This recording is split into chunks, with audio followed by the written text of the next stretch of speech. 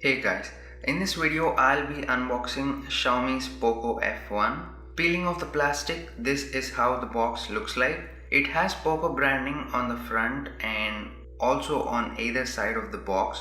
On the back we have specifications of the device. So opening the box, firstly we have a leaflet which consists of a clear case, and then there's documentation like warranty information and user guide. Next we have the phone. Let's put that aside and take a look at other contents inside the box. Inside the box we have power adapter and USB-C cable, and the last item in the box is the SIM ejector tool. Here I'm peeling off the plastic, turning on the phone and going through the setup process, during which we will be asked to register our fingerprint, which takes a few seconds, and the fingerprint scanner unlocks instantly.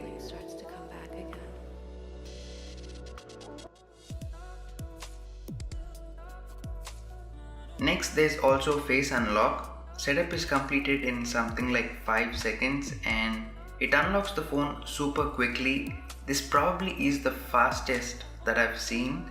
Really impressed with the face unlock on the Poco F1. In terms of physical overview, on the front here we have the camera, earpiece, which also is the speaker, and then down here we have on-screen buttons. To the right we have power and volume buttons. The volume buttons are separated. Some people might like this design, some people don't. Next to the left we have SIM card slot. To the bottom we have secondary speaker and USB-C port. To the top we have 3.5mm headphone jack and noise cancelling microphone. Thankfully they kept the headphone jack. On the back we have the cameras and flash, then the fingerprint scanner. To the bottom we have the Poco branding.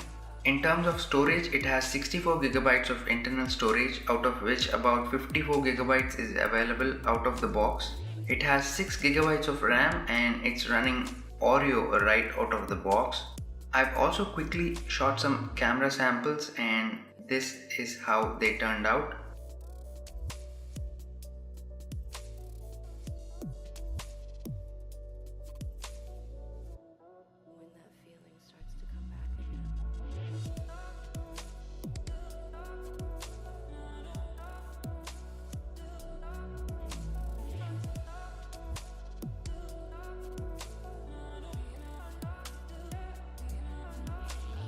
In terms of weight, it weighs at 184 grams, which isn't heavy, at least it doesn't feel heavy. I think it's got a well balanced weight to it, considering the fact that it has a massive 4000 mAh battery inside.